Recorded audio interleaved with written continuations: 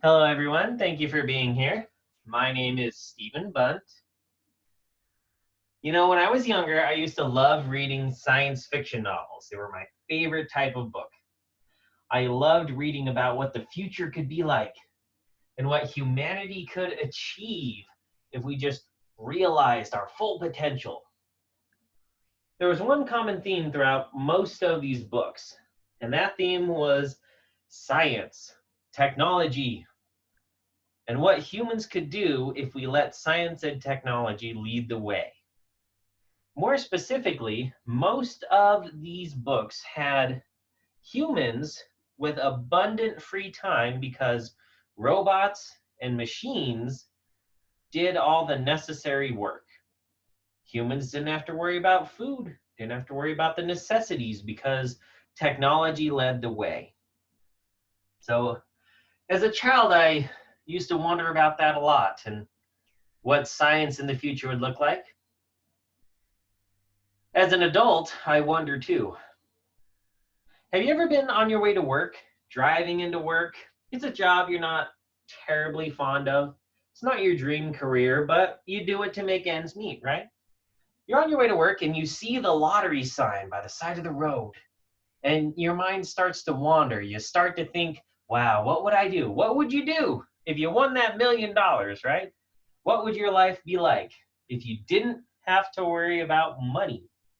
That's the big thing, right?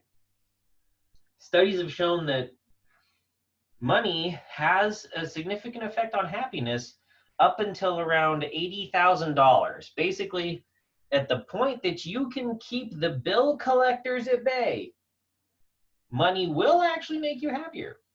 It gets the economic boot off your throat, less stress, but once you have your basic needs met, more money doesn't really change your happiness. So that brings us to what I'm here to talk to you about today. The United States of America needs to consider some sort of a universal basic income. We need some sort of base rate of pay or minimum income amount to take care of the basic needs of our citizens. Well, that's crazy, you might say. Like, why would we need anything like that? It's too expensive. It's impossible. How are you going to pay for it? We're going to go over all of that here today. And I want you to know we need to think about it because automation of jobs due to technology is coming. It's a fact. It's on its way. It's here already in many cases. We need a universal basic income. We can definitely pay for it. And we even have one state in the union who already is doing something very similar to this. So thank you for being here. Let's dive right in. There's a businessman and an entrepreneur named Andrew Yang who went on a very popular podcast on YouTube with Joe Rogan. And he talks about how by 2030, 20 to 30% of jobs in the US are going to be automated away. That's jobs lost due to technological advancement and manufacturing advancements. That's just jobs that are no longer here anymore. And that is just crazy to think about. Yeah. I used to work at a call center, right? That's me talking on the phone, doing customer service for people. And I liked that job. I liked it a lot. But one of my most common complaints from people was they didn't like talking to the robot. They didn't like talking to the automated voice in their ears. However, my business managers liked it. The corporates and the managers and the people who run the show like the automated voice. Why? It costs less to have a computer answer your questions than it does to keep me employed. That's one example of automation taking away jobs at call centers that you might not think of. Think about Alexa, think about Siri. Every time you're asking for directions from Siri, that's technology performing a function, performing a service. We used to have maps. You used to have to dial 0 to get an operator to find a phone number. Now you can Google it. So something to think about. Job automation shows up in places you might not expect. Of those places, here's the 5 most common jobs in the United States: administrative and clerical work, retail and sales, food service and food preparation, truck driving and transportation, and manufacturing. We all know about manufacturing. Everything's made in China, you know? Yeah. Well, that's jobs lost already here in the United States. Think about truck driving for a second, though. Elon Musk is working on the electric car, and companies like Amazon are all racing to produce and make the first self-driving truck. There was already an order, I believe it was in Ohio or Tennessee, there was a self-driving truck that made an order of butter. It delivered butter on the United States already. Think about how much money you could save if you didn't have to pay salaries to real people to drive trucks, but instead you could just drive them remotely. You could have one person in a call center driving maybe 5 to 10 different trucks. They only have to check in at key important places. The technology will take care of the rest. That's jobs. That's jobs at risk. Something to consider. Here's an example of that. I'm going to show you a picture of Bergie, the burger flipping robot. Now you remember your first teenage job, right? Everyone likes to talk down on the burger flippers. You just flip burgers for a living. Well, let's take a look at something that does flip burgers for a living. This is the story of Bergie, the burger flipping robot in 2018. This robot here, it's just an arm. It's a robotic arm. And it actually was so good at its job that they had to fire it after 2 days. That's right.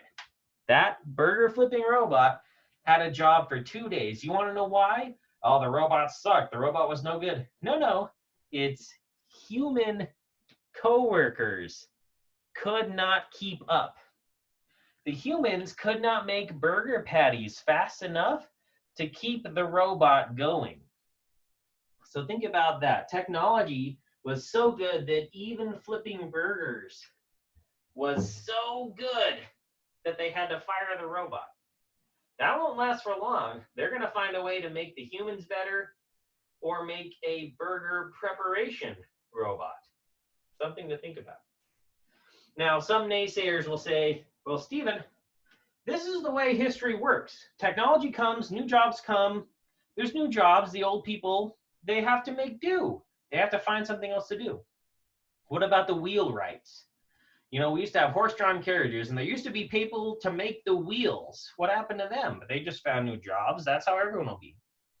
And I would say that's a good point. However, the problem is that things are changing too fast nowadays. The jobs that are disappearing at a faster rate than new jobs are appearing. The wheelwrights used to be able to go work in the GM and the Ford and the car factories due to automation. But now we've got so many jobs at risk due to automation that's happening too fast that new job creation is not keeping up. And that is the problem and the real risk. So with job automation on the horizon, we need to look at solutions that will take care of those out of work and take care of those displaced workers. How can we pay for this? We can afford a universal basic income. One of the first steps is to actually collect taxes from the rich. According to the Institute on Taxation and Economic Policy, in 2018, Netflix and Amazon paid zero federal taxes. And that's legal. It's just due to problems and loopholes in our tax code that big businesses can pay professionals to interpret and understand and read that the little guy can't. So it's technically legal. How do we get around that? In the European Union, they have a thing called a value-added tax. A value-added tax is a tax that's unavoidable. There's no loopholes. There's no donations to lower your income to get out of it. A value-added tax is a tax that's levied on goods and services based on the value that they add to the user. Now, the reason that it's unavoidable is the business actually has to pay that as part of the production process, which is another thing that I'm going to show you here as well. It's useful because it prevents, as I mentioned, businesses from escaping that tax or getting out of it. So what I want to draw your attention to here is at the bottom, this is an example of making a t-shirt. We collect the cotton, but oh look, we have a 10-cent value-added tax on collecting the cotton there, 10% value-added tax. You can see how it compounds and how the business has to pay that at every step of the production process. Now, at the end, you can say, well, businesses will just pass that cost on to the consumer. And maybe that might be a thing that happens, but in the interim, the business will still pay that tax. That's a good thing. Business paying tax, good thing. The customer's paying the tax and the price of their product at the end, at least that is subject to the laws of supply and demand rather than being subject to sneaky lawyers and back rooms, right? So, the European Union already has that going on, and that's a great example of how can we afford, if we gave everybody a certain amount of money each month or each year, the country would go bankrupt. It wouldn't. We can afford it. We're just not getting that money from our big businesses as it is. And that leads us to my final point. There's one state in the union that already does this, the state of Alaska. They have what's called the Alaska Oil Fund.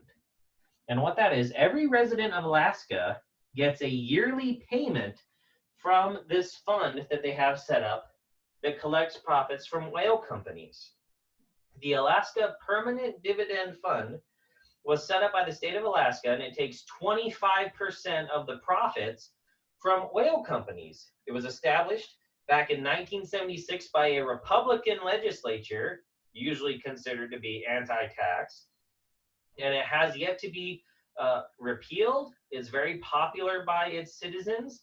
It's a fund that they're literally taxing these very profitable, successful businesses, putting that money into a fund and redistributing it to the citizens. Well, technology is the oil of the 21st century, as businessman Andrew Yang likes to say. So I'm going to show you what that might look like. So this is what Alaska already has in place. And again, this is just one industry that Alaska taxes and gathers the profits from and redistributes them. It's the oil industry in Alaska. We've got technology, you could have the yachts, you could have real estate. There's so many things here, and you can exempt industries as well, like food, milk, meat, you could exempt lower cost products that people need every day from this tax. And you could tax luxury products and items and do the same thing. So I'll show you here. We've got, this is a chart of the average payouts. It's a little bit fuzzy there, but from 1982 to 2018, this is the yearly check that every resident of Alaska got. It started in, let's see, first payout, we got 1982, $1,000 even. It dropped down after that, $386. By the time we get to 2018 though, it's $1,600. Most of the years, so right down here, 1990, we get really close to $1,000 a year. And that's just from taxing the oil industry and giving that money back to Alaska residents. That's one successful example. When was the last time you heard about Alaska going bankrupt? When was the last time you heard, oh, Alaska can't keep making these payments? It's doable. We just need smart financial policy to do it. And that's what I'm arguing for here. The United States needs a universal basic income. Automation is taking away jobs. It's going to happen more in the future as technology gets better. We're going to have call center jobs lost. We're going to have truck driving jobs lost. You already have self-checkouts at the grocery store. That's a robot that used to be a cashier. Something to think about. Now, as I make this presentation to you, we are in the midst of a lockdown due to the coronavirus. Think of all of those people affected by temporary shutdowns of their jobs. If there was a minimum universal payment made to each of these people, think of how much better their lives would be. We can do this. We need to do this. Life would be better if our basic needs were taken care of. And isn't that the dream? That was always the dream. Think about your favorite science fiction movie or your favorite science fiction book. The first step was using technology to take care of the work that we used to have to do. We free that up so we can pursue the arts, the sciences, the intellectual work that we want to do. not what we have to do. So consider that. I ask you all today, if you believe me, if you're interested in more, if you don't believe me, visit the website yang2020.com. He was a presidential candidate for 2020. He dropped out. I'm not trying to plug a particular candidate, but he has what he calls the Freedom Dividend, which details this plan out in full. It has sources, it's got numbers. He wanted $1,000 a month to every American family. You can think that's a lot. I think if Alaska can give $1,000 a year only taxing oil, I think the rest of these states could tax oil, and they could tax Netflix, Amazon, technology, any number of firms, and we could actually collect the tax from them, and we could make this work. So I want to leave you with some final thoughts. Most of you will probably know Stephen Hawking, really smart guy, no longer with us, but I don't think anyone would dispute his intelligence. In 2015, Stephen Hawking had this to say in favor of some sort of universal basic income. Everyone can enjoy a life of luxurious leisure if the machine-produced wealth is shared, or most people can end up miserably poor if the machine owners successfully lobby against wealth redistribution. So far, the trend seems to be towards the second option, with technology ever increasing inequality. I'm Stephen Bunt. Thank you for listening.